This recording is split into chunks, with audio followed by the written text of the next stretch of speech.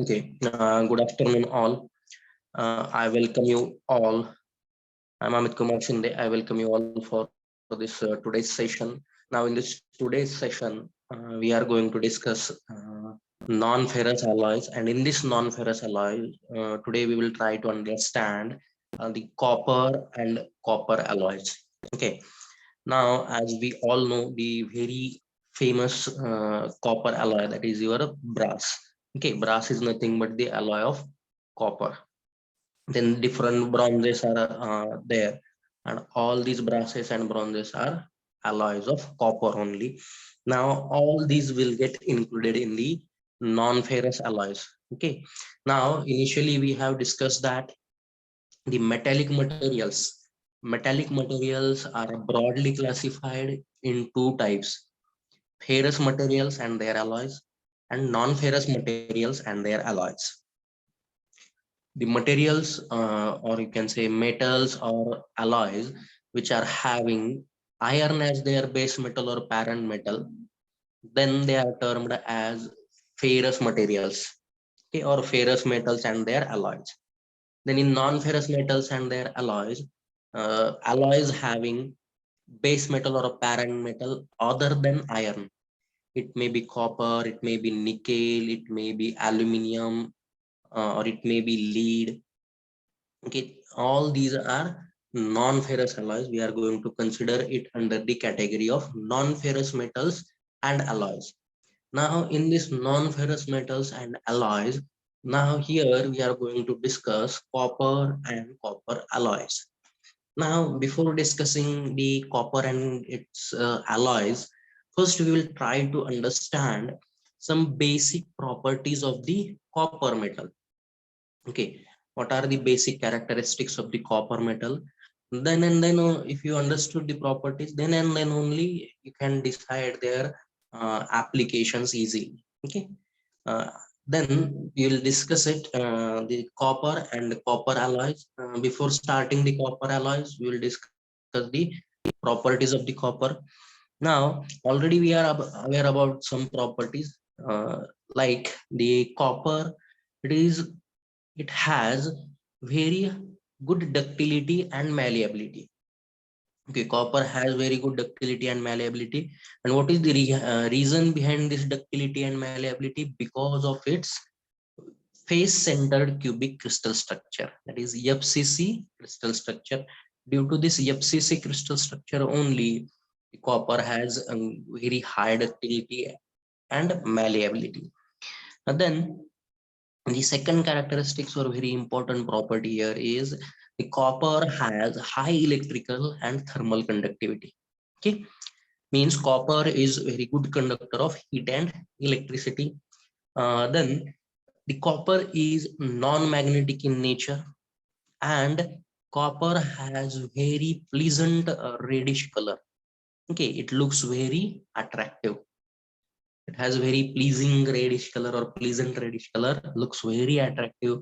Then in this copper, its very important characteristic is it will get easily alloyed with other metals. Okay, with help of this you can manufacture different alloys from the copper. Okay, it has a characteristic that it can be alloyed, means other alloying elements like suppose zinc, iron, manganese, nickel, depending on the required properties, you can do the alloying to get the improved or desired properties in your metal or alloy. So this is very important characteristic of copper, that is it has ability to of getting alloyed with many other metals, which will help us to improve its properties. And then copper provides you fairly good corrosion resistance to the general atmospheric conditions. Okay, it is not going to provide you the corrosion resistance as comparable to the stainless steels, but as far as general atmospheric conditions are there, it will provide you fairly good corrosion resistance. Means you can use the copper and its alloys components or products in the general atmospheric conditions. Okay, then some common examples and some common applications of the copper and its alloys. Okay, copper alloys means copper will be base metal, and it will get alloyed or other alloying elements like zinc, aluminium, tin, phosphorus may be there. Okay, now these are general applications of the copper. Copper is widely used for manufacturing of electrical conductors, then bus bars, automobile radiators, roofing, and different kinds of the pressure vessels, then kettles, and then utensils, different kinds of the coins. Okay, different kinds of coins are also there. Now, which copper alloys is used for this specific application? That we are going to discuss in brief in today's session only. Okay, these are broad applications of all copper alloys. One by one, which specific copper alloy will be used for that specific application that we are going to discuss and throughout this session. Now, here I have highlighted two separate copper conditions. Okay, now if suppose copper is there as a base metal and we have added small amount about 0.3% of arsenic element in the copper, then that copper will be termed as arsenical copper. Okay, and due to addition of this arsenic in the copper, it improves its corrosion resistance, and due to its corrosion resistance improvement in the corrosion resistance properties, these arsenical coppers are used for condensers and heat exchangers. Okay, then in the same way, if suppose in the copper we have added 0.6% tellurium, then that copper will be termed as free cutting copper. Why it is termed as free cutting copper? Because due to addition of this tellurium, it gives you excellent machinability. Easily you can perform the machining operation, and that copper you can give the desired shape and size as per your requirement. Hence it is termed as free cutting copper. Due to addition of this tellurium, it will improve the machinability, and hence these free cutting copper is used for manufacturing of different kinds of bolts, studs, and welding tapes, some electrical parts like contact pins, switch gears, relays, and other precision electrical equipments. So these are some specific condition depending on the addition of the alloying elements. Here we have learned what is the arsenical copper and free cutting copper. And this last point already I have discussed, that is in copper, various alloying elements can be added easily to change its properties or to improve its properties as per your applications. And the common alloying element that are added in the copper will be zinc, aluminium, tin, phosphorus, beryllium, silicon, nickel, manganese, magnesium, iron, and lead. And some more alloying elements can be added. So this is a small introduction related to the copper and copper alloy. Okay, in copper alloy, copper will be base metal or barren metal, and other metals will act as an alloying element, and that alloying elements may be zinc, aluminium, tin. Okay, already we have discussed this. Depending on the required properties or characteristics, we can add the alloying elements. Now, these copper or copper alloys, these are classified in different categories. Now, how these are classified in different categories, that we will discuss in this slide. Okay, this is the slide showing the classification of copper alloys. Okay, now this classification of the copper alloy is done on the basis of study of their microstructure, means which phases are present in their microstructure. After doing their microstructure metallographic examination, this classification is done. Now, generally, copper alloys are classified in two different types depending on the or based on their microstructures or phases as brasses and bronzes. Okay, brasses and bronzes. Then, what is the meaning of this brass and what is the meaning of this bronze? Now, brasses are nothing but alloys of copper and zinc. Okay, copper will be base metal and zinc will be major alloying element that will be termed as brass. And if base metal is copper and alloying element is other than zinc, okay, it may be aluminum, it may be tin, it may be silicon, it may be nickel, then that will be termed as bronzes. Okay, in this way, the classification of the copper alloy is done. Okay, base metal will be copper only, and if alloying element, that is alloying element present in the largest proportion is a zinc, then it will be considered as a brass. And if copper is base metal and alloying element present in the largest proportion is other than zinc, then it will be termed as bronze. And if suppose copper is base metal and aluminum is alloying element which is present in the largest proportion, then it will be termed as aluminum bronze. Okay, like this. Now, these brasses are further classified in two categories. Okay, brasses are further categorized in two categories, um, depending on their microstructure only, as alpha brasses and alpha beta brasses.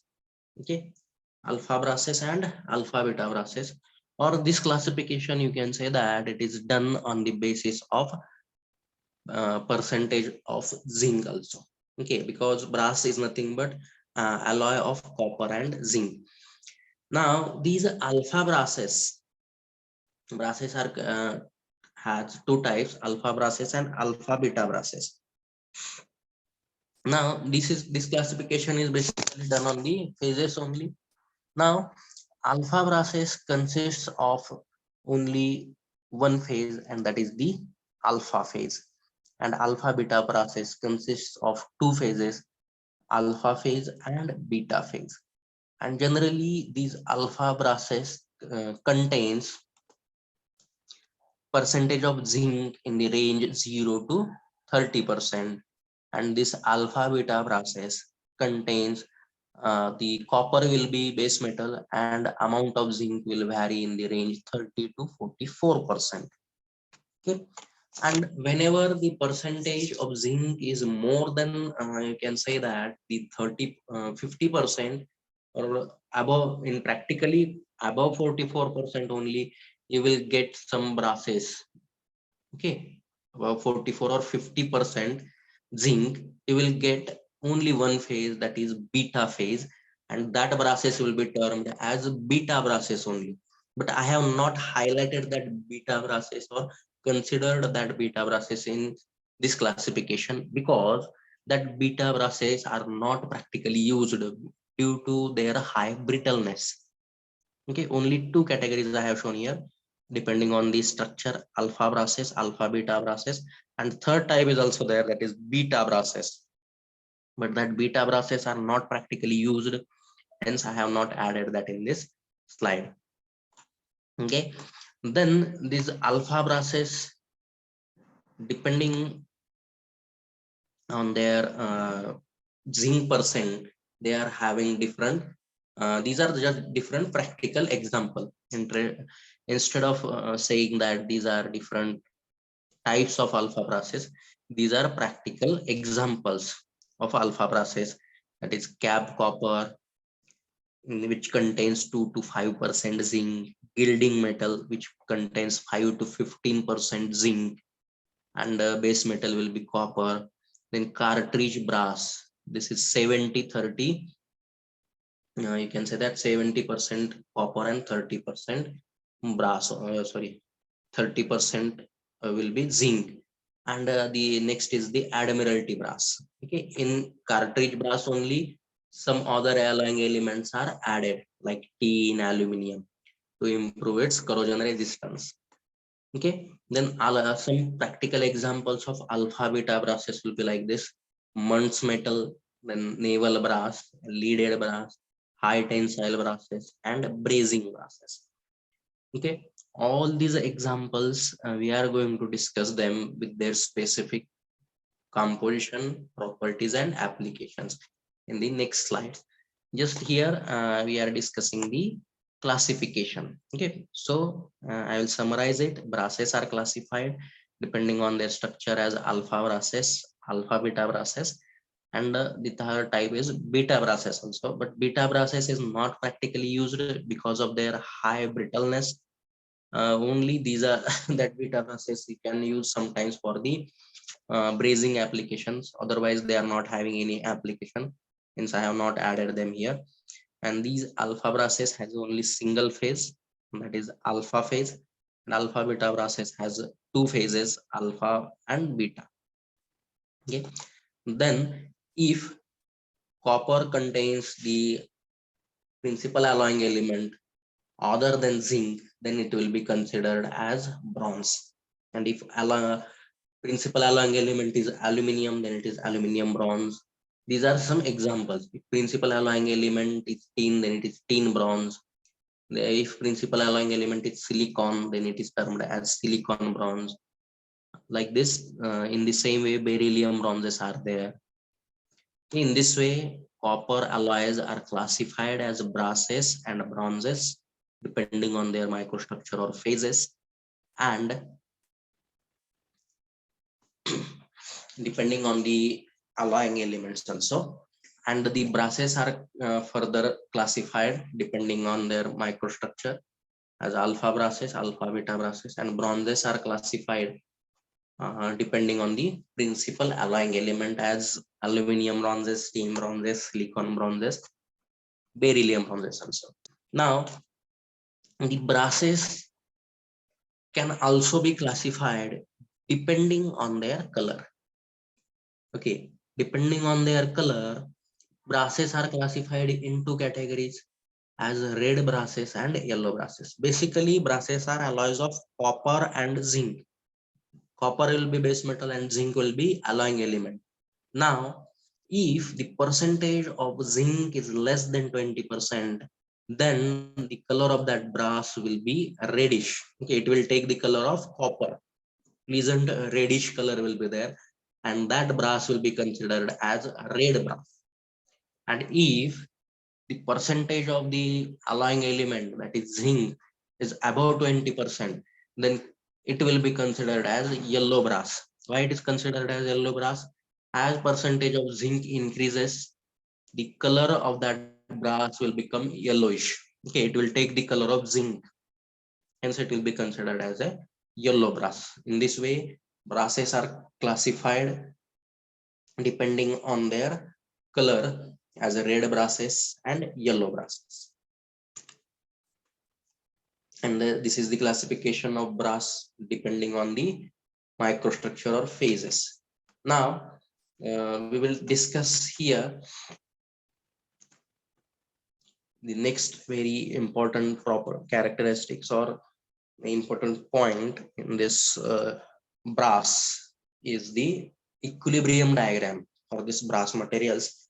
Brass is nothing but alloy of copper as base metal and zinc as alloying element, and this is the equilibrium diagram. At the top here, two diagrams are combined. The top diagram will show you the copper zinc equilibrium diagram, and this second diagram will highlight the mechanical properties.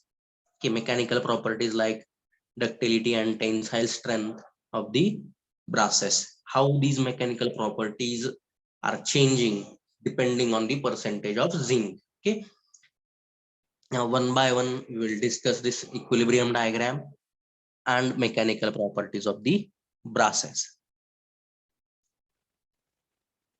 If you are having any difficulties, you can put that in the chat box. I will clarify it.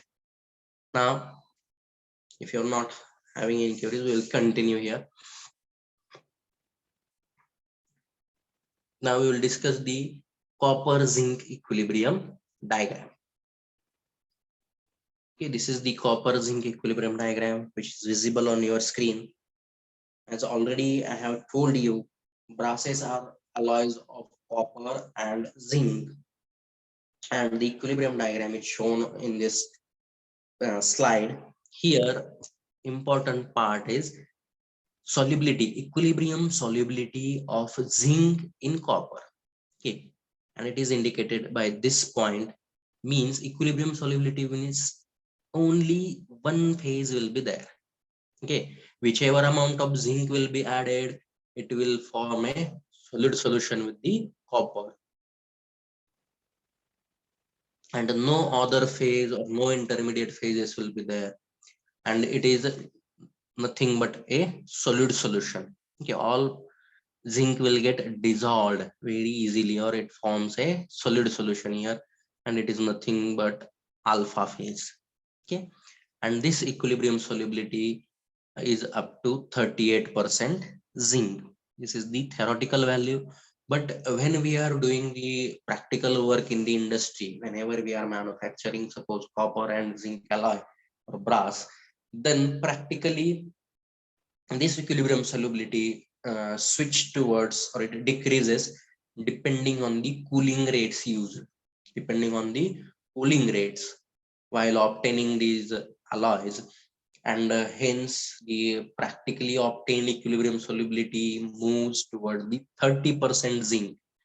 Okay, up to 30-32% zinc only we will get the single phase brasses, that is alpha brasses. Theoretical value is 38%, but in practical applications in the industry, when we are practicing this, we will get it up to 30-32% zinc. Only single phase will be there, that is alpha phase. Then above this point, that is theoretical value is 38%, intermediate phase will appear.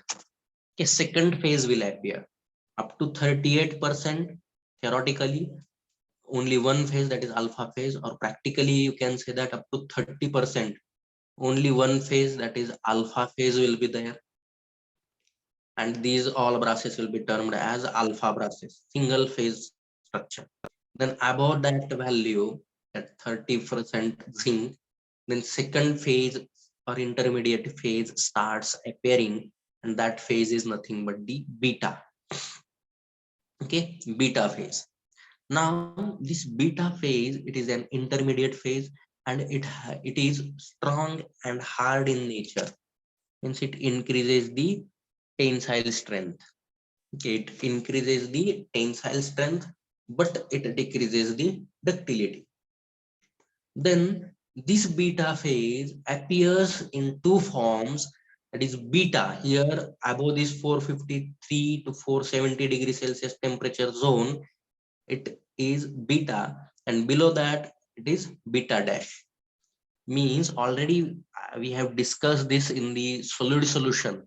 Yeah, I have added that lecture on our channel also, YouTube channel. You can see that solid solutions and its different types. In that we have studied two types of solid solution: substitutional solid solution, okay, and interstitial solid solution. In substitutional, it has two subcategories, okay, ordered and disordered substitution. Okay, and example for that is brass, that is copper and zinc alloy, up to 453 to 470 degrees Celsius temperature range. It shows ordered structure.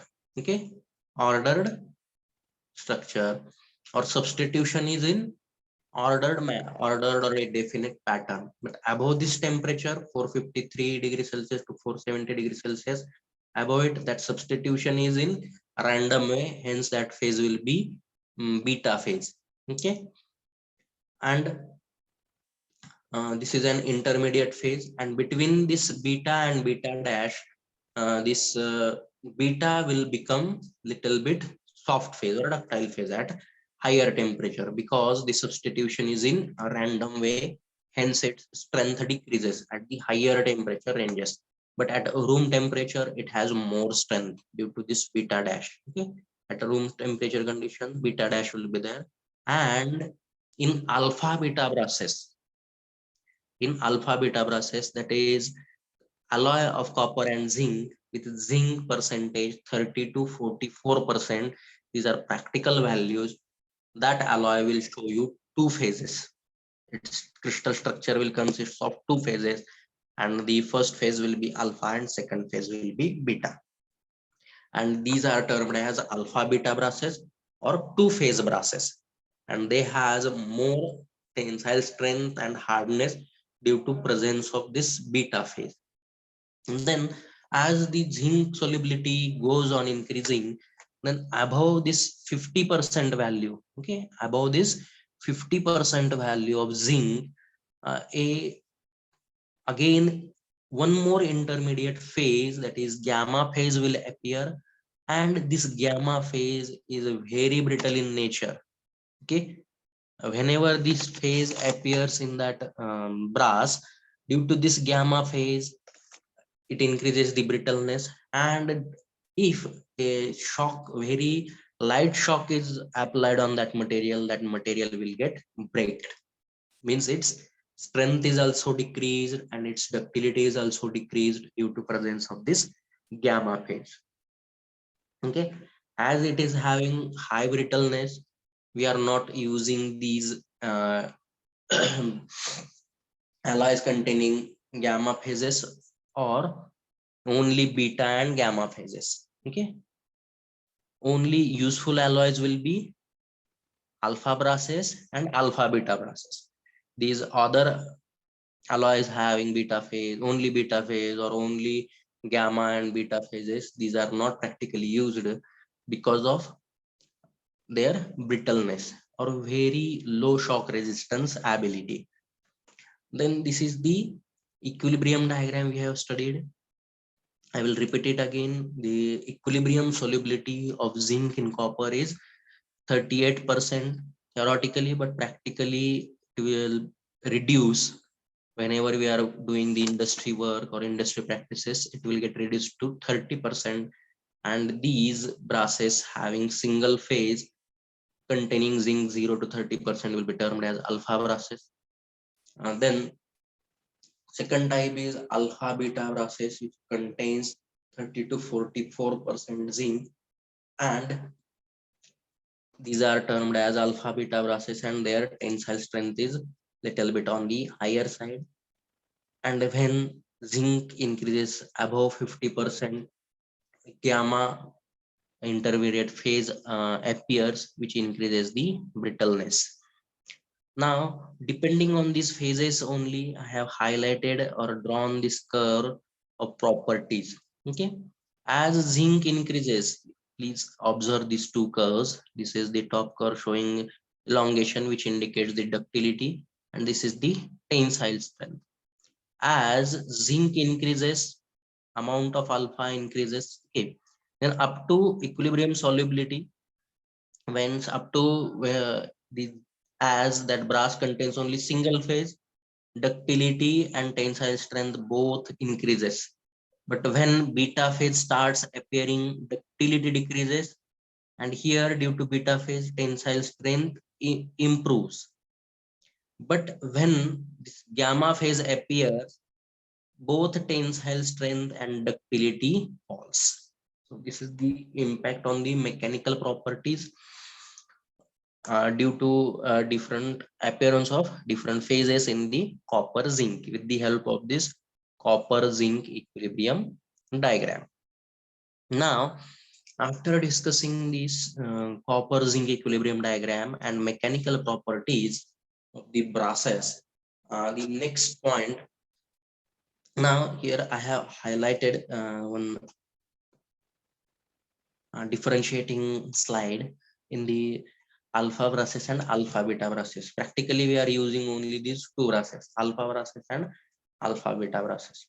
Now some comparison points I have added here. Alpha brasses, these are both are alloys of copper and zinc. Copper will be base metal, zinc is the alloying element.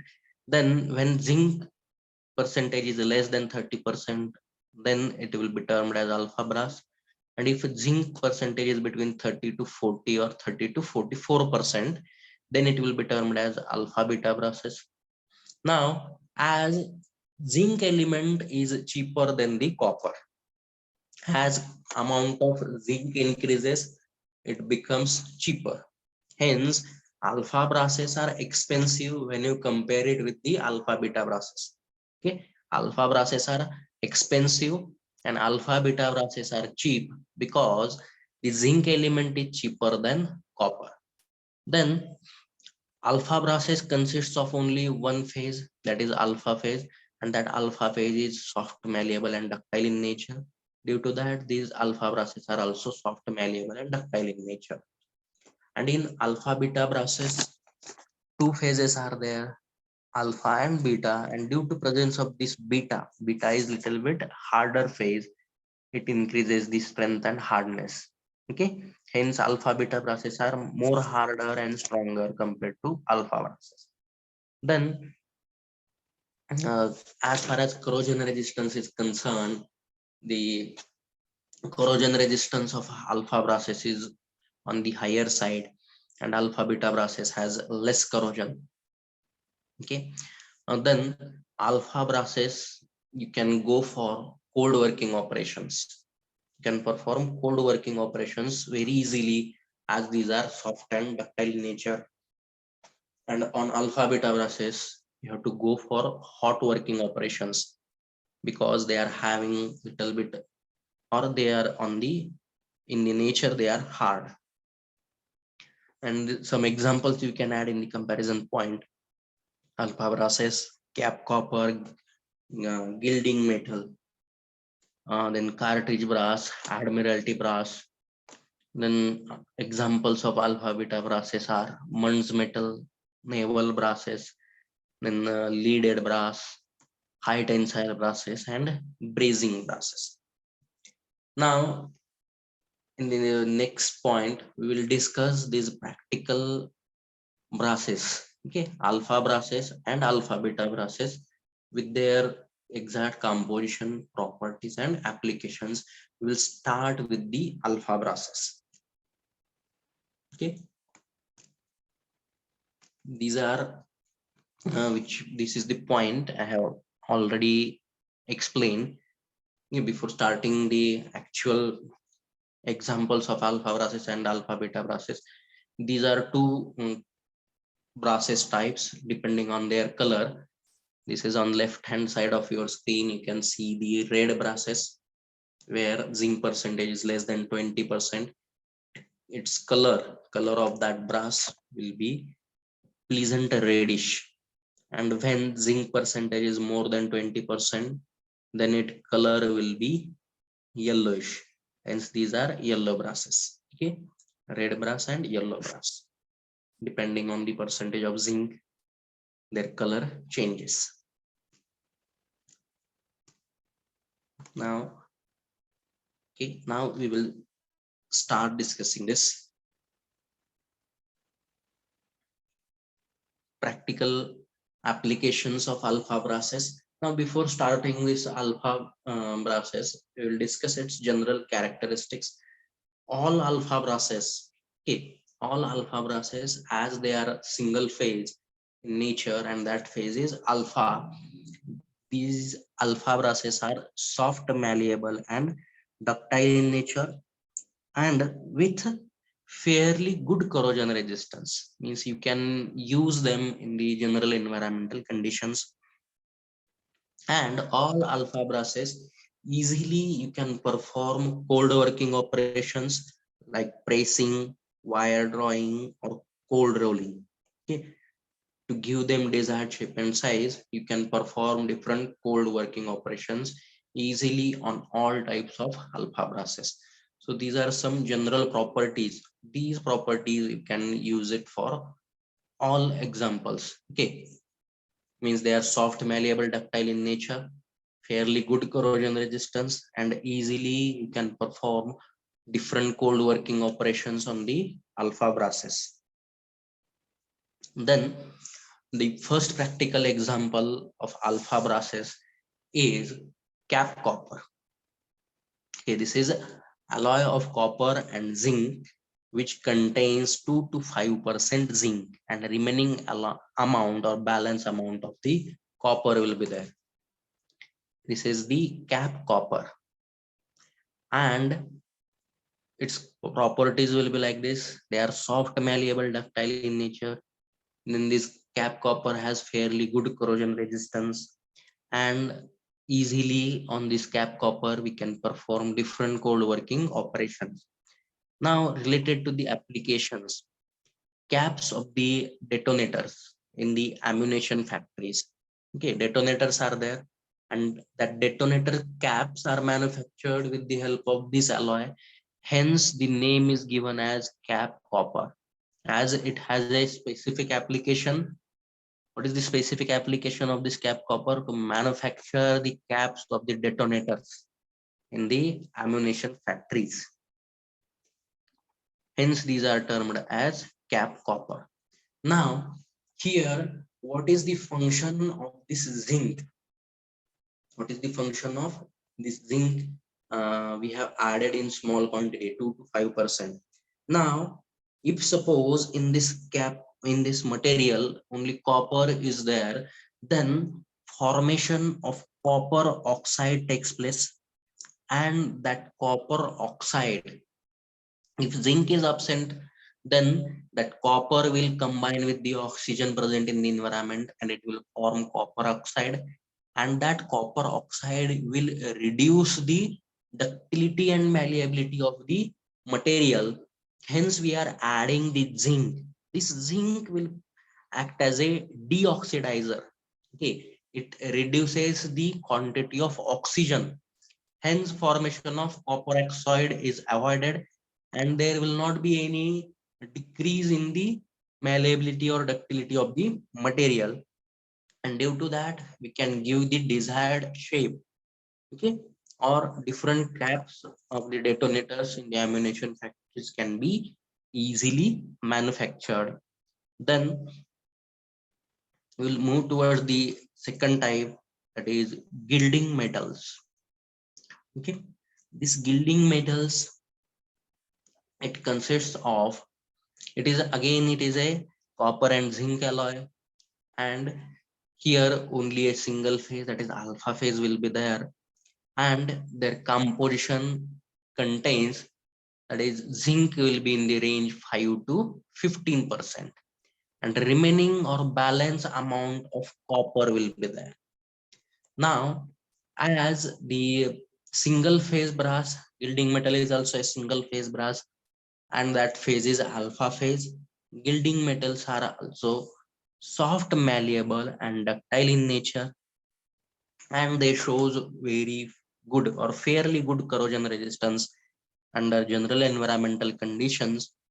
And these gilding metals are available in different shades, as here you can say that the zinc quantity is increasing from 5 to 15%.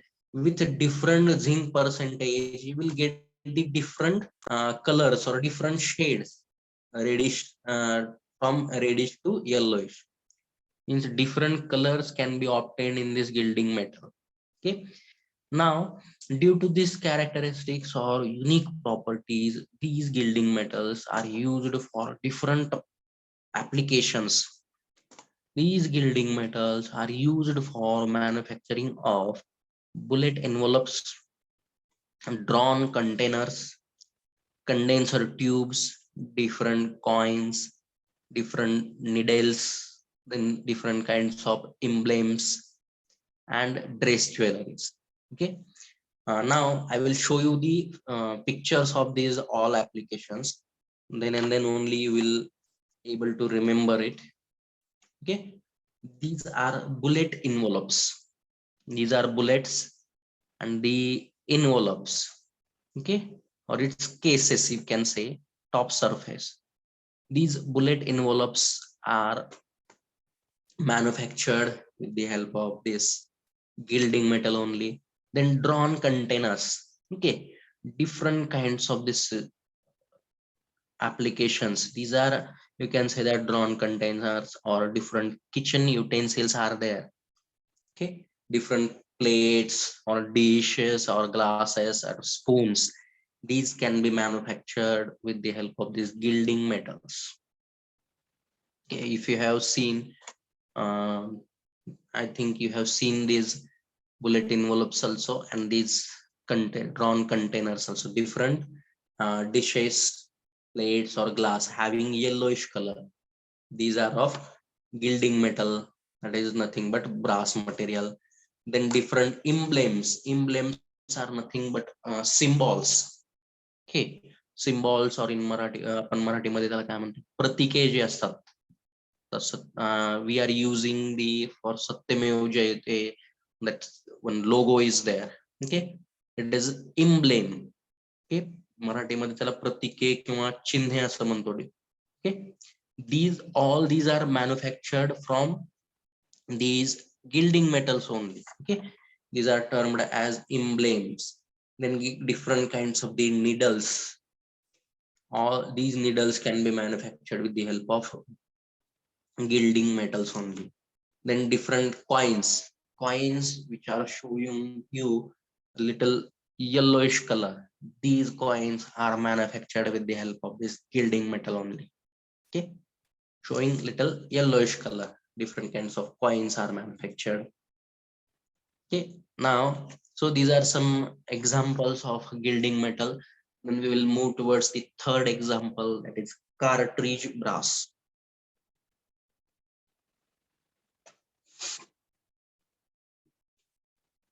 Okay, the third example is cartridge brass.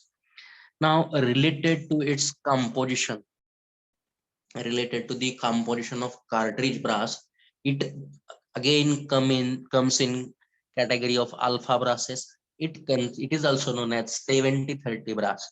70% copper and 30% nickel. It consists of 70% copper and 30%, sorry, not nickel, it is zinc. 70-30 brass, 70% copper, 30% zinc, and it shows a single phase, that is alpha phase, and it has, out of all types of alpha brasses, these 70-30 brass shows highest ductility or malleability. Okay, highest ductility or malleability will be here with 70-30 brass, as single phase is there and amount of zinc is more. Highest malleability and ductility will be achieved. And related to the properties, these cartridge brass has high or it is soft in nature, or high ductility and malleability will be there. Then they shows fairly good corrosion resistance and easily different kinds of cold working operations or different forming operations like deep drawing, stretching, trimming, spinning, or press working can easily performed to get the desired shape and size of the product or a component.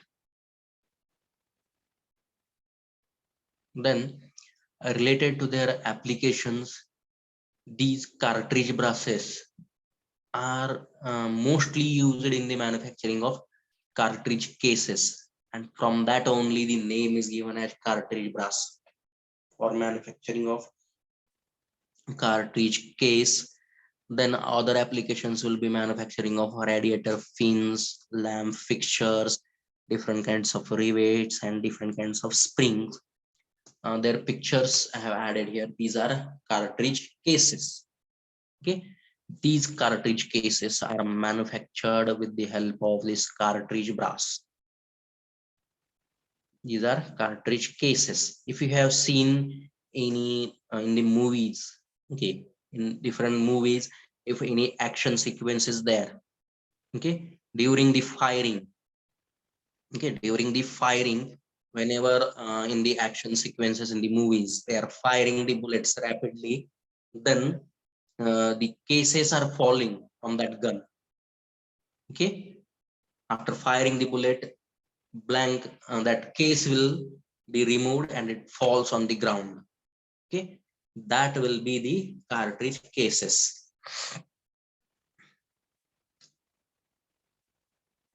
These are cartridge cases and manufactured from the cartridge brass or 70-30 brass, 70% copper and 30% zinc.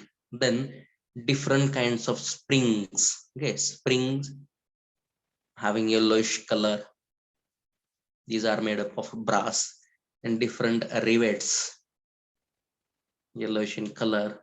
These are manufactured from brass. Then these are lamp fixtures, which are used in the decoration of your house. Lamp fixtures are made up of brass, having pleasant yellowish color. And then radiator fins made up of brass. These are radiator fins. These are applications of the cartridge brasses. Okay. Now, the fourth example of this alpha brasses is Admiralty brass. Now, this Admiralty brass, here this Admiralty brass is nothing but cartridge brass only, and in this cartridge brass 1%, okay, 1% of tin and 2% of aluminum is added with very small amount of arsenic. Sometimes for example 0.04% of arsenic is added. Arsenic is added. Okay, zinc will be there, up to 30% zinc will be there, up to maximum 30% zinc, then 1% tin and 2% aluminum with very small amount of arsenic will be added, and remaining or balance amount will be of copper. This alloy will be termed as Admiralty brass. Now, why we have added tin?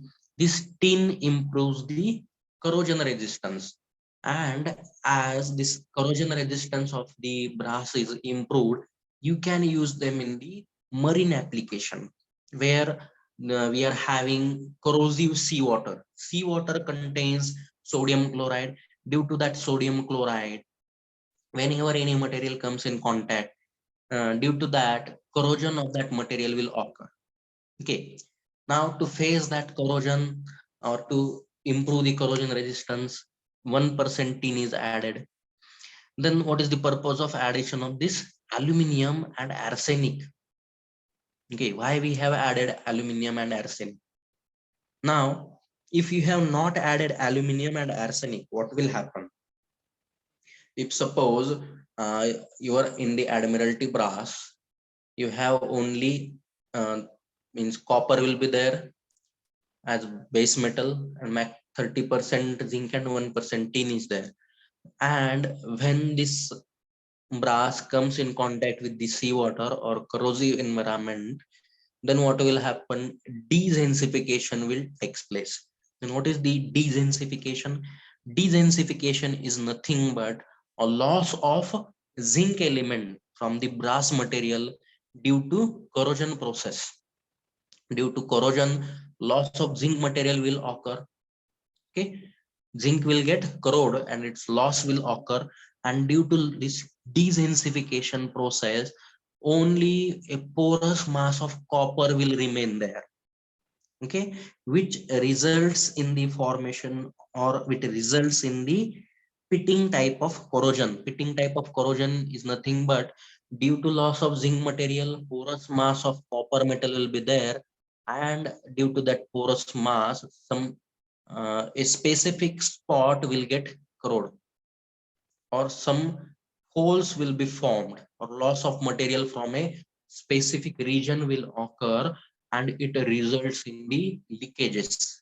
It results in the leakages, and to avoid this, that is it, due to the dezinsification only these leakages are formed, and to avoid this dezinsification or loss of zinc, it, aluminum up to 2% is added, and very small amount of arsenic, that is 0.04% arsenic is added, and this alloy will be termed as Admiralty brass. Now, this Admiralty brass has a combination of the properties, like it has the properties of cartridge brass, that is, it is very soft, malleable, ductile in nature, and due to addition of tin, it has a very good corrosion resistance also. Okay, and due to these characteristics, now this Admiralty brass can be used for several applications. These Admiralty brasses are used for manufacturing of condenser tubes, then heat exchangers in steam power plant, and due to high corrosion resistance, these Admiralty brasses can be used for different marine applications, or you can use them in the seawater applications. Okay, so these are Admiralty brasses. In this way, we have discussed here four examples of alpha brasses. Okay, cap copper, gilding metal, cartridge brass, and Admiralty brass. All these are will come in the category, or these are examples of alpha brasses. They consist of a single phase, that is the alpha phase. Now, the second type of brasses are alpha beta brasses. Alpha beta brasses. Now, the percentage of zinc in this alpha beta brasses. Okay, alpha beta brasses. Percentage of zinc is in the range from 30 to 44%. Two phases will be there, alpha phase and beta phase. And then as this beta phase is harder and stronger, these alpha beta brasses are harder and stronger as compared to alpha brasses. Okay, now and we have compared that these are a little bit uh, having lesser cost as compared to alpha brasses. And as we have learned or discussed in the in the equilibrium diagram of this copper and zinc, that this beta appears in two forms, that is, it appears in ordered form and in disordered form depending on the temperature. Above 453 to 470 degrees Celsius, it is in disordered form, and when it is in disordered form, it has more ductility and malleability. Hence, alpha beta brasses, we can perform the hot working operations very easily above 600 degrees Celsius.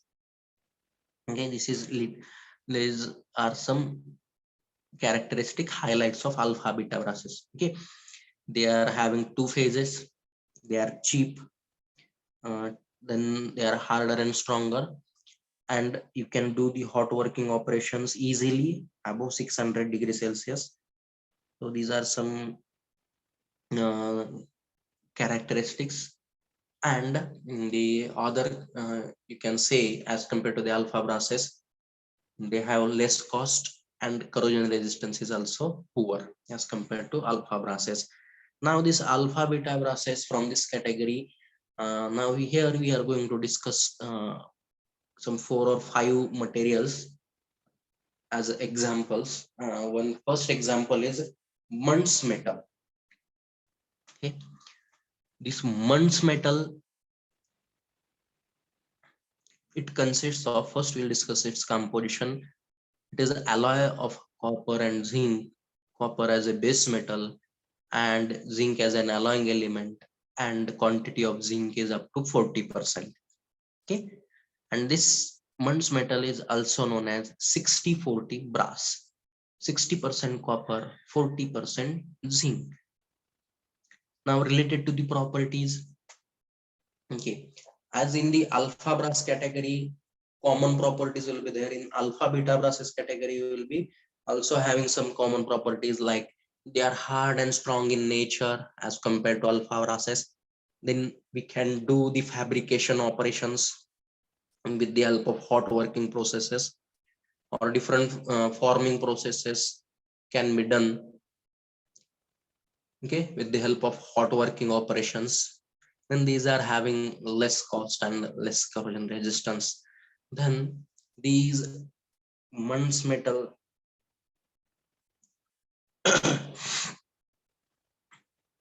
are used for manufacturing of utensils. Muntz metals are used for manufacturing of utensils, different shafts, nuts, bolts, different pump parts, and condenser tubes. Okay, all these can be manufactured with the help of this Muntz metal.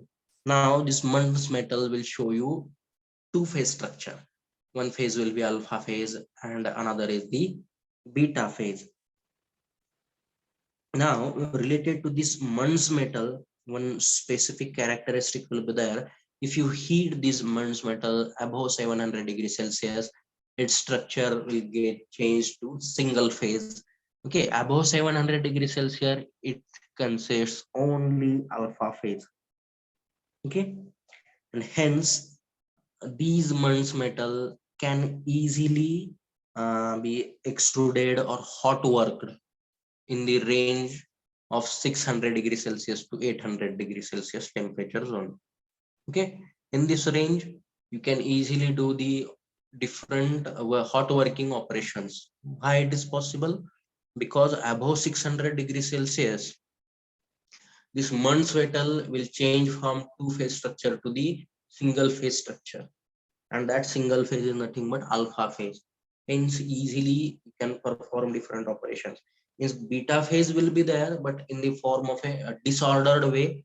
Okay, disordered way, or in the disordered solid solution form, that is beta, and it shows more ductility and malleability. More ductility, small amount of beta will be there, but it will be in the disordered form. Hence, it increases the ductility and malleability, and large amount of single phase will be there. Hence, at higher temperature ranges, this alpha beta brasses has single phase structure. Hence, they can be easily hot worked, and at room temperatures, you will end up with two phase structure. Now, the second example in this alpha beta brasses is naval brass. This naval brasses or naval brass is also termed as Tobin bronze. It is also known as Tobin bronze.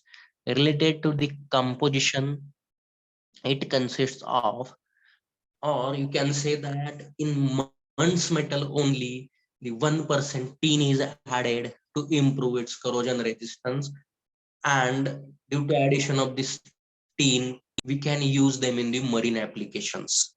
Okay, and it's some approximate composition, you can say 39% zinc, 1% tin, and remaining or balance amount of copper will be there. This is naval brass. It is also known as Tobin bronze. Then related to the properties, it has better corrosion resistance due to presence of this tin. Then these naval brasses are harder and stronger in nature as compared to alpha brasses.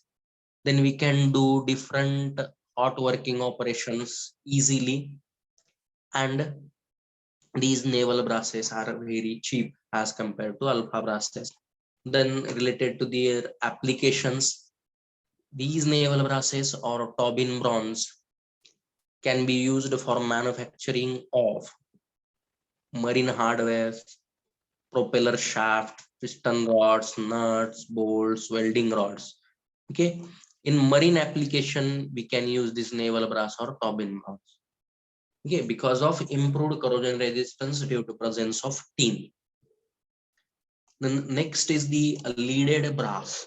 In Muntz metal and naval brass, we are adding 1 to 10%, sorry, 1 to 3% lead to improve its machinability and impact resistance characteristics.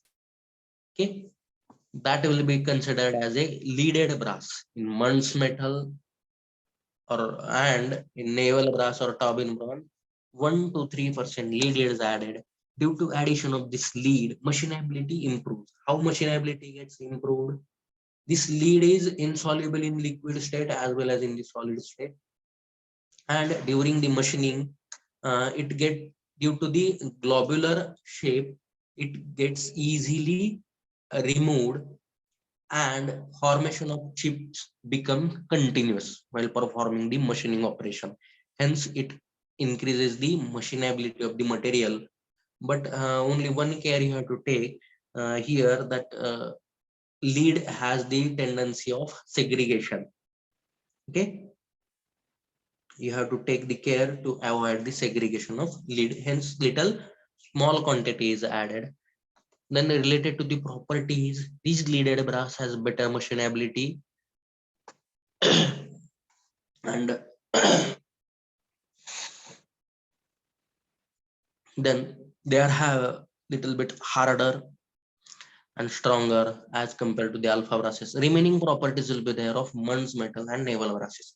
Just what we have improved here, we have improved machinability with addition of lead. And due to improved machinability, we can manufacture different components and that can be useful in the marine applications or other applications also. These leaded brasses are used for manufacturing of marine hardware, propeller shafts, piston rods, different nuts, bolts, welding rods, and in different marine applications, we can use this leaded brass. Then high tensile brasses. In these, this is the fourth example of alpha beta brasses. Now,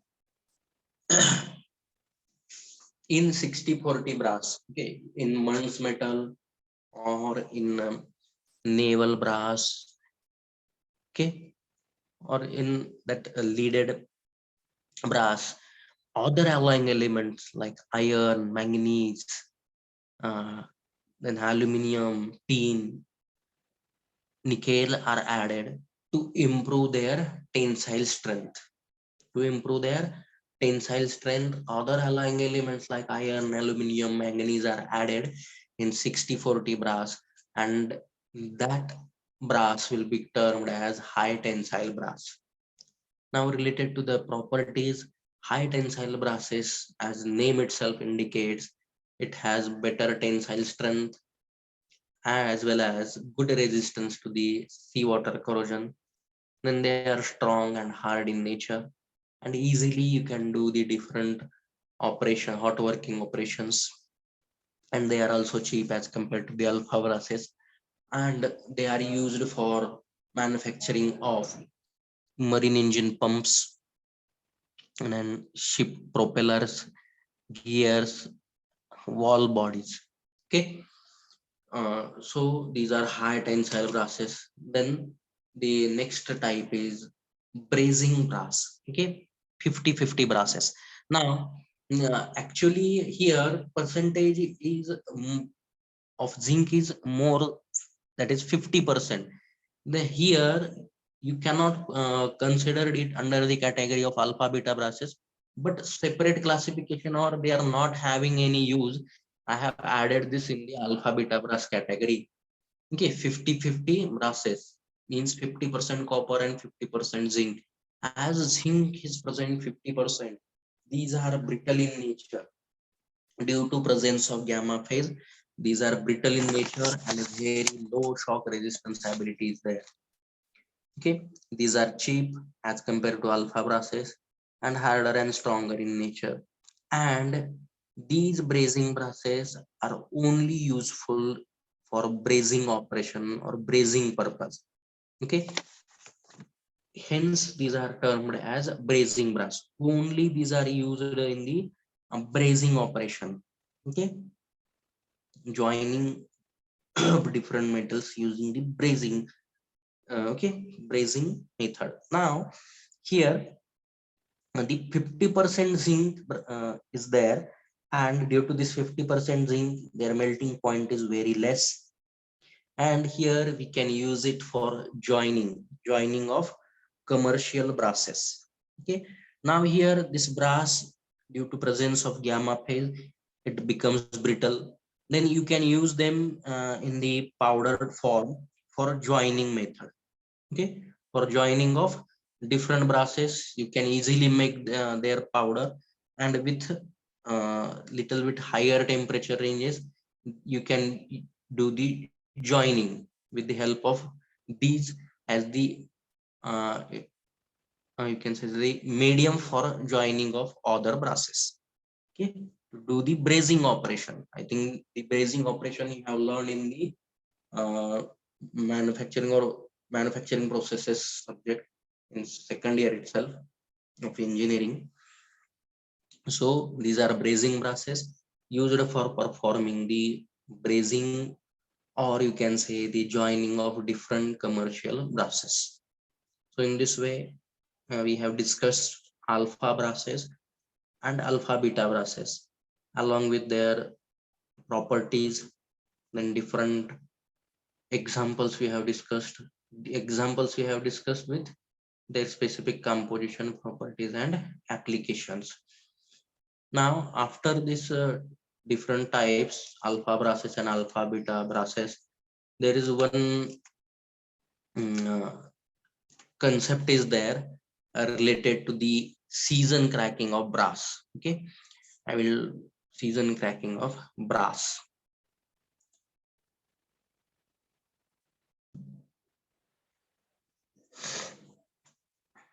Okay, um, now we are going to discuss the season cracking of the brasses. Okay, in this we will try to understand what is the meaning of season cracking, then how this season cracking can be avoided, or how to improve the brass material in such a way that no season cracking will occur, and how to check the susceptibility of the brasses for this season cracking. So first we will start with what is the meaning of season cracking of brasses. Okay, now this season cracking of brasses, it is nothing but a defect. Okay, it is a defect, and this defect can occur in both types of brasses. It can occur in alpha brasses, or it may occur in alpha beta brasses. Now what is the season cracking? The season cracking is nothing but formation of crack spontaneously, which results in the failure of material. Now, why this formation of crack takes place? Okay, why this formation of crack takes place? Now,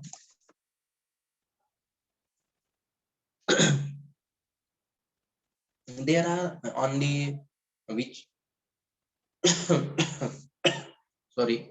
Now we have discussed that on the alpha brasses or alpha beta brasses, we are performing different cold working operations. Now, due to performance of different cold working operations, some internal or residual stresses are developed in the component, and these residual stresses or internal stresses, which are tensile in nature, uh, remain in the component when we are using that component in the actual service or in the practical life. And after some time, due to these stresses which are tensile in nature, that component will get break due to formation of spontaneous crack. And this is nothing but the season cracking of the brass. Okay, now why this season cracking occurring? The main reason is internal stresses present in the component due to, that is, internal stresses are developed due to cold working operations like deep drawing, pressing, or cold rolling. Okay, now due to presence of these internal stresses, what will happen? That component will become, or that particular area will become anodic in nature. Okay, due to presence of internal stresses, that component will become anodic in nature. Now what is the meaning of anodic in nature? Means that particular area which is having internal stresses, it will become more susceptible for occurrence of the corrosion. Okay, easily corrosion may occur in that area, and corrosion will occur in that area, and due to that corrosion only, formation of crack will take place, and breakage of that component will occur. Okay, I will summarize it. Due to the internal stresses, tendency of corrosion increases and failure of component occurs by intergranular corrosion process, and this is termed as season cracking. Now, to avoid this season cracking, okay, this to avoid this season cracking, we can perform one heat treatment operation, and that heat treatment operation is nothing but we have to do the annealing of the brasses to remove the internal stresses or residual stresses present in that component. Okay, so season cracking can be avoided by annealing the component at a temperature between 280 degrees Celsius to 300 degrees Celsius.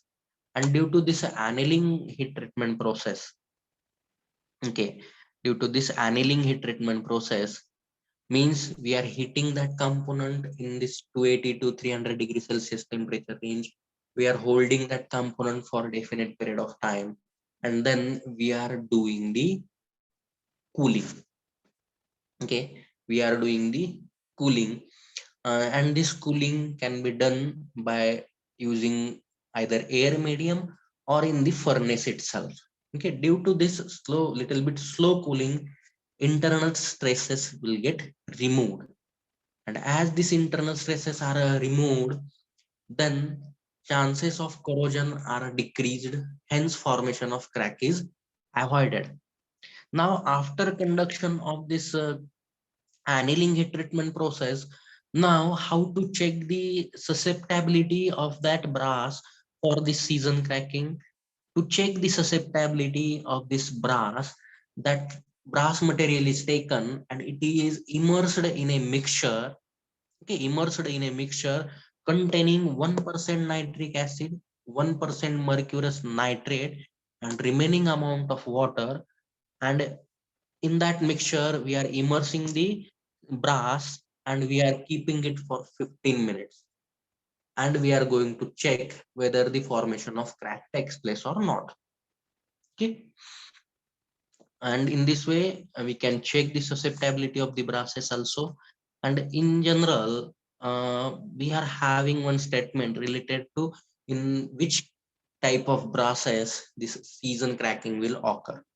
Generally, in low zinc brasses, which contains zinc less than 20%, uh, season cracking does not occur.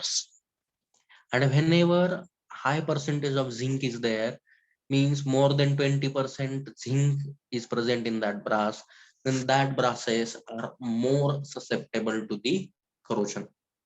Okay, whenever zinc percentage is less than 20%, then chances of occurrence of season cracking in that brass material is very less. And as percentage of zinc increases about 20%, then chances of season cracking are more in that brasses. So this is the concept of season cracking of brass. Then how to avoid the season cracking, and how to check uh, whether that particular brass material is susceptible for season cracking, that we have discussed in this season cracking of the brasses. Now, after this season cracking of the brasses, we will move towards the different kinds of the bronzes. Okay, already we have discussed that copper alloys are classified as brasses and bronzes. Okay, when copper is base metal and principal alloying element is zinc, then it is considered as brass. And if copper is base metal and the principal alloying element is other than zinc, then it will be considered as bronze by giving the respective element's name. For example, if aluminum is the principal alloying element, then it is aluminum bronze. If tin is the principal alloying element, then tin bronze. If beryllium is the principal alloying element, then beryllium bronze. Okay. Now, first we will start with the aluminium bronzes. Now, aluminium bronzes, these are alloys of copper and aluminium. in which copper is the base metal and aluminum is the alloying element. Now, here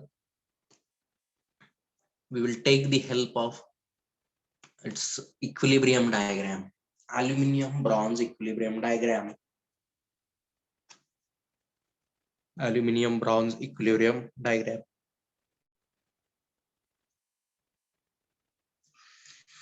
Okay, this portion indicates, this diagram indicates the copper aluminum equilibrium diagram or aluminum bronze equilibrium diagram. Now in this equilibrium diagram, you can see the aluminum is the alloying element and maximum solubility of aluminum in copper is 9.4. Okay, maximum solubility means up to that only a single phase alpha will be there. Okay, maximum solubility of aluminum in copper is 9.4%, and eutectoid transformation, at this point eutectoid transformation takes place, and this eutectoid transformation composition is 11.8% aluminum. 11.8% aluminum eutectoid transformation occurs. Okay. Now, commercially, here eutectoid transformation occurs means this beta phase decomposes to form alpha and gamma phase. This is just for your information. I'm explaining it.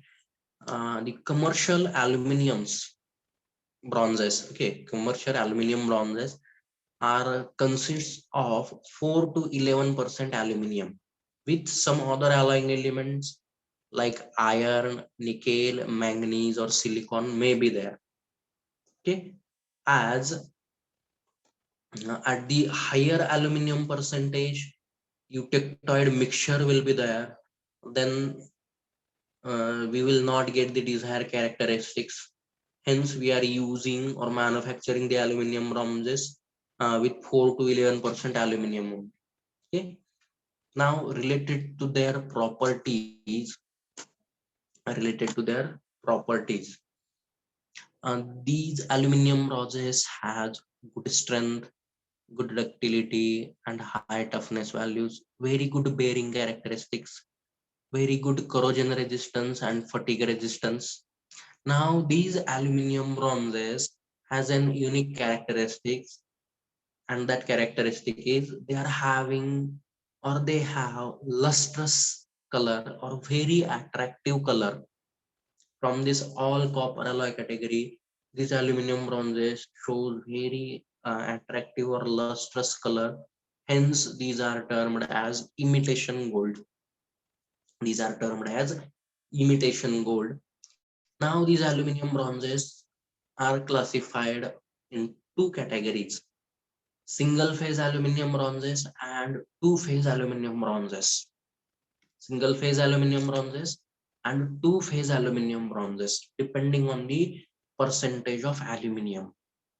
Now, the aluminum bronzes, which consists of 4 to 7% aluminum, they shows single phase structure and they are termed as single phase aluminum bronze. And these single phase aluminum bronze, they can be easily fabricated with different cold working processes like cold drawing, cold pressing, or cold rolling. And we can use them, these single phase aluminum bronzes, these can be used for or manufacturing of different jewelries, cigarette cases, heat exchangers. Then if in the chemical plants you can use them. Why you can use them? Because due to the single phase presence of single phase, they are having good ductility and malleability. Good ductility and malleability. Now, two phase aluminum bronzes consisting of 8 to 11%, 8 to 11% aluminum, they shows two-phase structure, hence they are termed as two-phase aluminum bronzes or duplex aluminum bronzes. And these aluminum bronzes, you can do the hot working operations easily. That you can do the casting, hot rolling, or hot forging very easily on this dual phase aluminum bronzes. And these dual phase aluminum bronzes, due to presence of two phases, has are little stronger or harder in nature as compared to single phase aluminum bronze. Hence, they are used for manufacturing of different pump castings and different wall fittings, manufacturing of different propellers, cylinder heads, different kinds of gears, dies, bearings, then spark plug bodies, and the different electrical contact components or materials. You can use them here. Okay, so these are applications of aluminum bronze with they are having two categories: single phase aluminum bronze and dual phase or two phase or duplex aluminum bronzes. Then the next type of bronze is tin bronze. Okay, tin bronze is nothing but it is an alloy containing copper as a base metal and tin as an alloying element. Then equilibrium diagram for this copper and tin is shown in this slide. You can see here clearly. This is the equilibrium diagram, and different phases with different temperature and composition conditions. On x-axis, weight percentage of tin is plotted, and on y-axis, temperature is plotted.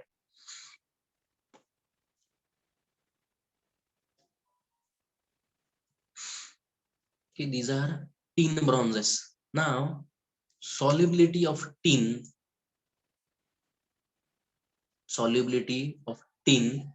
is 13.5 at this temperature here at 798 degrees Celsius. 13.5% is the solubility, means single phase structure will be there. Then this solubility increases to 15.8 at this point, 15.8 at 568 degrees Celsius, and up to 520. Okay, this is 560.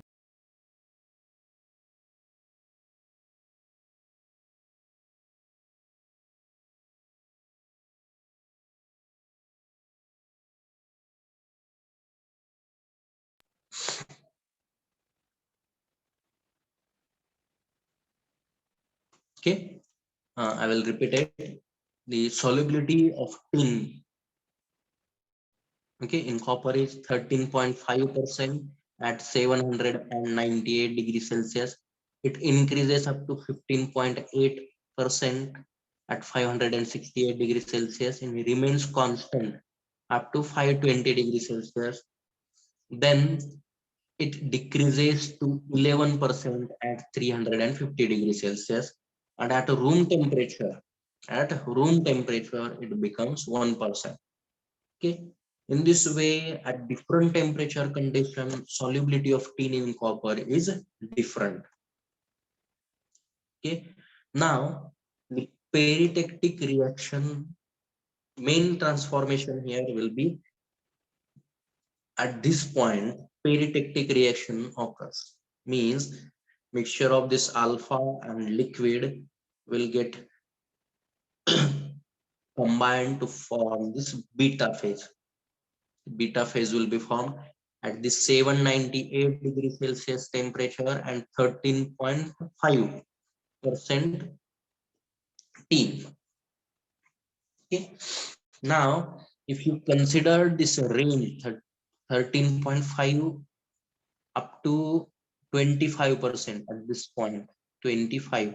Over this composition, this is peritectic transformation, that is alpha and liquid is giving you beta phase.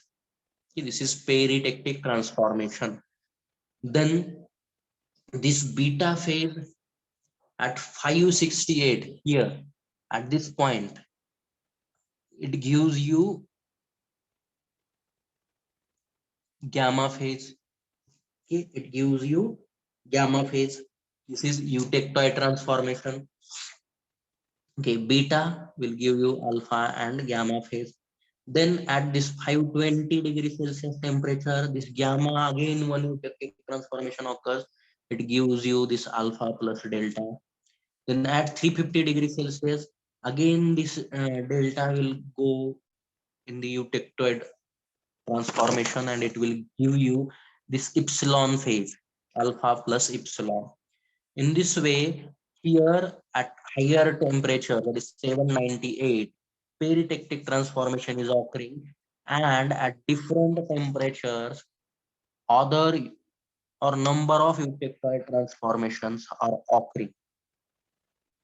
And due to this eutectoid transformations, this epsilon phase at this room temperature, it is little bit brittle phase. Okay, it increases brittle, or you can say the harder phase present in this tin bronze. Now, this is related to the equilibrium diagram. Just you have to mention the equilibrium composition and some transformation temperature. Here, peritectic transformation occurs 13.5%. Okay, tin will be there, and over this range, 13.5 to 25%. Peritectic transformation occurs.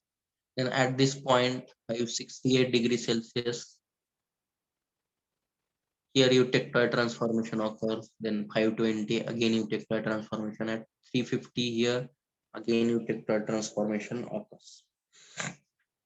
Okay, now after this, we will discuss different types.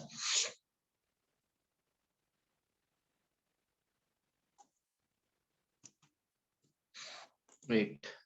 Huh. Now,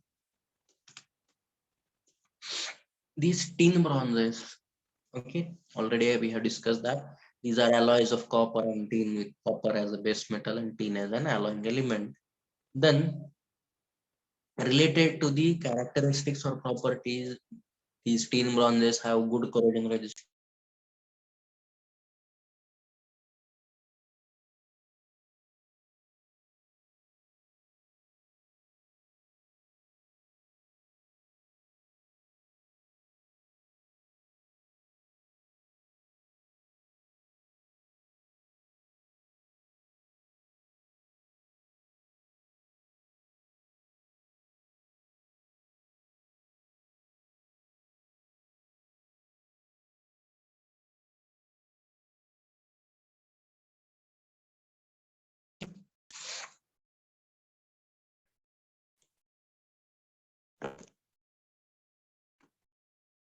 Above 8%, fluidity increases. Okay, due to the fluidity, we can perform the different casting operations easily. Now, whenever 10% is more than 8%, as their machinability is less, you can add some amount of lead to improve their machinability. Okay, to get the that material in the desired shape and size. Okay, machinability must be improved, and to improve that, you can add the lead.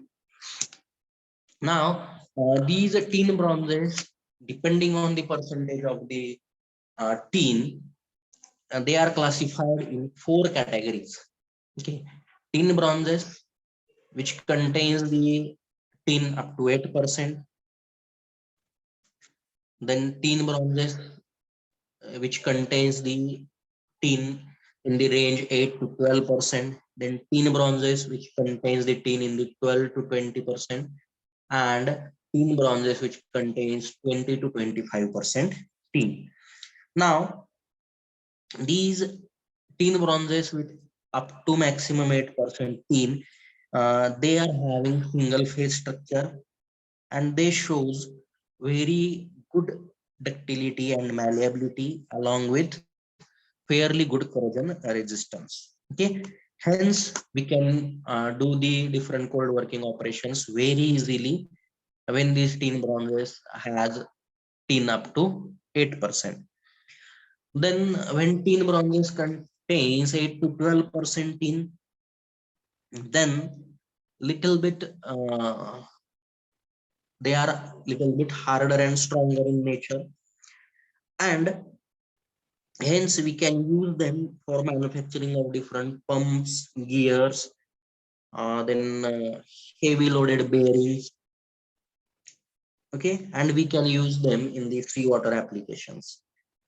And then this 12 to 20% in we can use for bearing applications or manufacturing of bearings. And this alloy tin bronze containing 20 to 25% tin, these are principally used for manufacturing of bell. Okay, hence these are also termed as bell metal because they are having very high brittleness or hardness whenever sound is there, or whenever we apply force, then they give the ringing sound. Hence these alloys containing, that is tin bronzes containing 20 to 25% tin, are used for manufacturing of bells. Hence they are termed as bell metals also. Okay,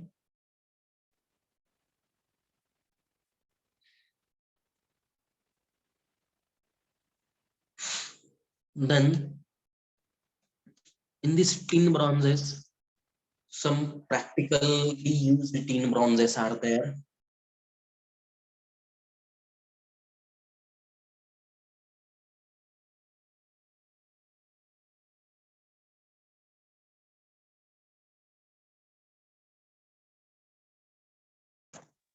Practically used tin bronzes are there.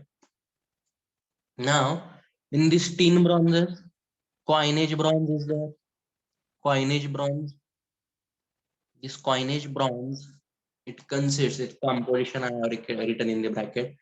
It is tin bronze, which consists of, or you can say the alloy of copper as a base metal with 5% tin and 1% zinc. Coins, then gunmetals. Okay, gunmetal, it is an alloy with copper as base metal with 10% tin as an alloying element with addition of 2% zinc. And these gunmetals are used, widely used in the manufacturing of gun barrels, then different ordnance parts, marine castings, then gears, different bearings, and wall bodies. Then the third example of tin bronzes is phosphorus bronze. It is alloy of copper, tin, and phosphorus. These phosphorus bronze is categorized in two types: wrought phosphorus bronze and cast phosphorus bronze. Okay, due to addition of the phosphorus, it will improve the fluidity, fluidity of the melt. Hence, the castability is improved due to addition of phosphorus. Now, this wrought phosphorus bronze, it contains 2.5 to 8% tin and 0.1 to 0.35% phosphorus. Okay, so these are single phase alloys. These are single phase alloys, hence they can be used for manufacturing of springs, wire gauges, wire brushes, and electrical contacts. Okay, because due to single phase, we can perform cold working operations easily. Then cast phosphorus bronze, they contains 5% to 13% tin and 0.3 to 1% phosphorus. And as amount of phosphorus is more here in cast phosphorus bronze, it improves the fluidity, which results in more castability. Hence, they are termed as cast phosphorus bronze, and they are used for manufacturing of different kinds of gears, bushings, and slide valves. Then the next type of this tin bronze is statuary bronze. Okay, it consists of 10% tin, 2% zinc, 2% lead, and remaining or balance amount of copper.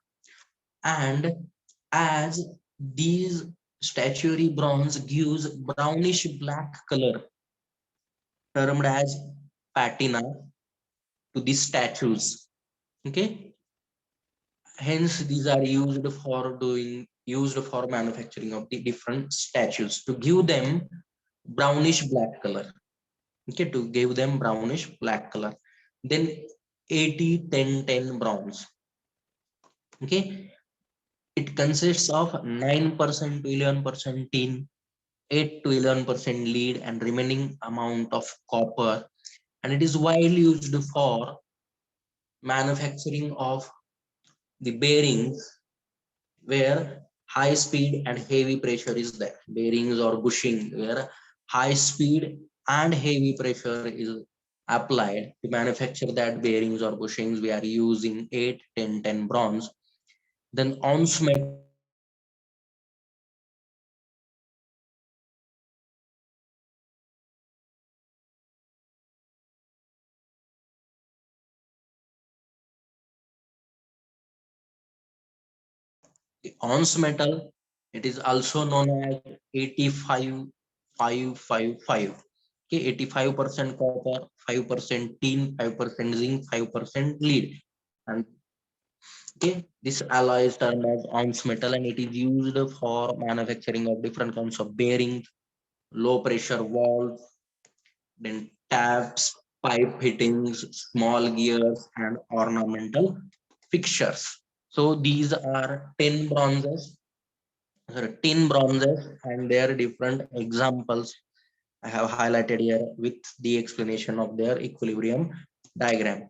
Now, the next alloy here is beryllium bronze. Okay, beryllium bronze, it is an alloy. Okay, it is an alloy of copper as an base metal and beryllium as an alloying element. This is the equilibrium diagram for copper, beryllium. Okay, for copper and beryllium, this is the equilibrium diagram. Solubility of beryllium in copper is maximum 2.1% at 864 degrees Celsius, and it decreases with decreasing temperature. Okay, it decreases with decreasing temperature. Maximum solubility is 2.1%. Means up to this single phase will be there. Okay, now here the beryllium bronzes consisting of 1.5 to 2% beryllium shows the phenomenon of precipitation hardening. Now, what is this precipitation hardening? A separate session I will add, or I will take separate session on this. We can go through that in the next session. I will take it precipitation hardening. Okay, here just remember that this beryllium bronze, that is 1.5 to 2% beryllium and remaining amount of copper, it shows the phenomenon of precipitation hardening. And due to this, they are having high hardness and tensile strength. This is just for your information purpose. Main part is related to their properties and application. These beryllium bronzes have very good corrosion resistance, very good fatigue resistance. Then these alloys have high resilience and good bearing properties. Okay, high resilience value is there, and these alloys have low elastic hysteresis and non-sparking characteristics. Okay, spark is not created when you conduct spark test on it, and no spark will get generated. Now, related to the applications, these beryllium bronzes are used for manufacturing of different kinds of springs, diaphragms, flexible bellows, gears, bearings, hammers, and these are also used for manufacturing of different electrical contacts and different molds for forming of plastics. Then the last bronze type, okay, last bronze type is the silicon bronze. Okay, I have added here 4 types of bronzes only. From that, it is last number of bronzes are there. Now here silicon bronze, it is a alloy of copper and silicon. Okay, Copper as a base metal, silicon as an alloying element, hence it is termed as silicon bronzes. Now, okay, in this silicon bronze, the solubility of silicon, maximum solubility of silicon in the copper is 5.3%. The maximum solubility means up to this single phase structure will be there.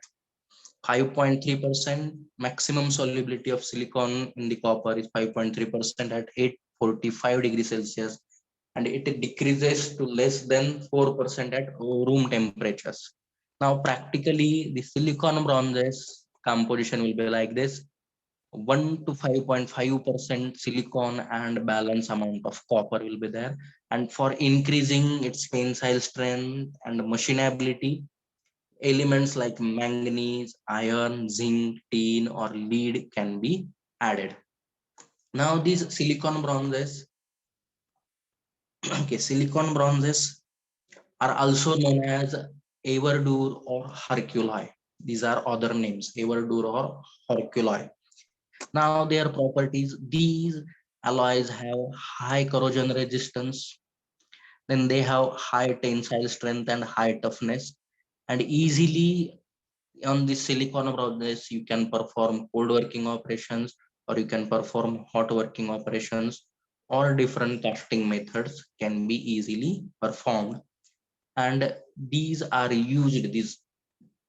silicon bronzes are used for manufacturing of high high strength bolts, rivets, springs, propeller shafts, and bells. Okay, so in this way we have completed this silicon bronzes part. Now I will summarize this today's session.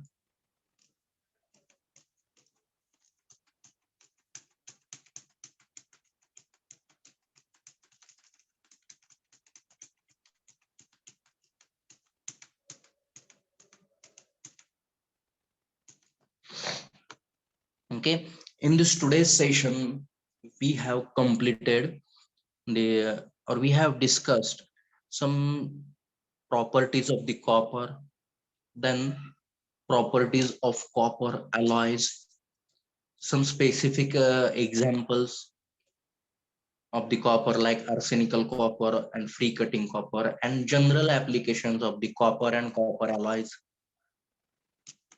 Then the classification, brief classification of the copper alloys as brasses and bronzes, depending on their alloying element and their alloying element and their microstructure or phases.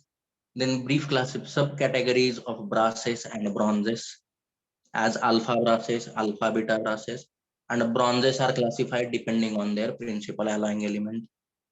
Then we have discussed the equilibrium diagram of brass, that is copper and zinc, along with the mechanical properties and effect of percentage of zinc on the mechanical properties of brasses. Then comparison of alpha brass and alpha beta brass. Then classification of brass depending on their color as a red brass and yellow brass. Okay, when zinc is less than 20%, it is a red brass. When zinc is above 20%, it is yellow brass. Then in alpha brasses, we have discussed 4 examples like cap copper, gilding metal, cartridge brass, and admiralty brass with their composition properties and applications.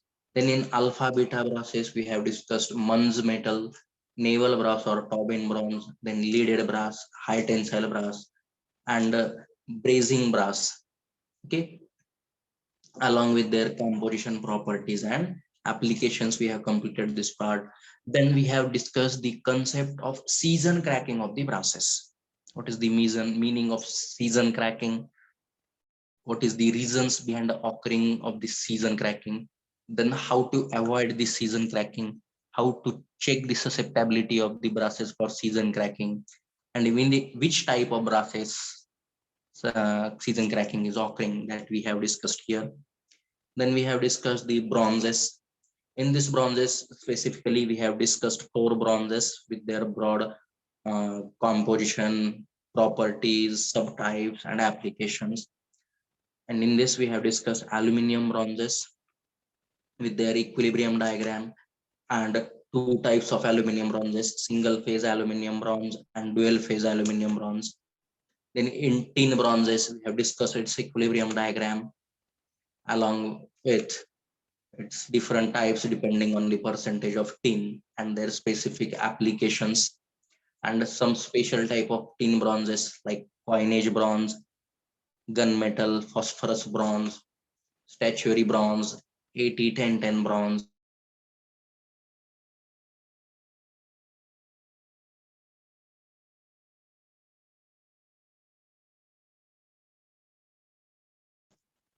ounce metal, that is nothing but 85-555 bronze. Then after this, we have discussed the beryllium bronzes, that is alloy of copper and beryllium and their equilibrium diagram along with their properties and application. And lastly, we have discussed silicon bronzes, which are also termed as Avogadro or Herculoy, okay, along with their composition, properties, and applications. In this way, in this today's section, we have discussed what is copper and copper alloys, and in that we have completed brasses and bronzes in brief, along with their equilibrium diagram, their composition, properties, applications, and few subtypes with few practical examples. Okay, if you have any query, you can mention that in the chat box.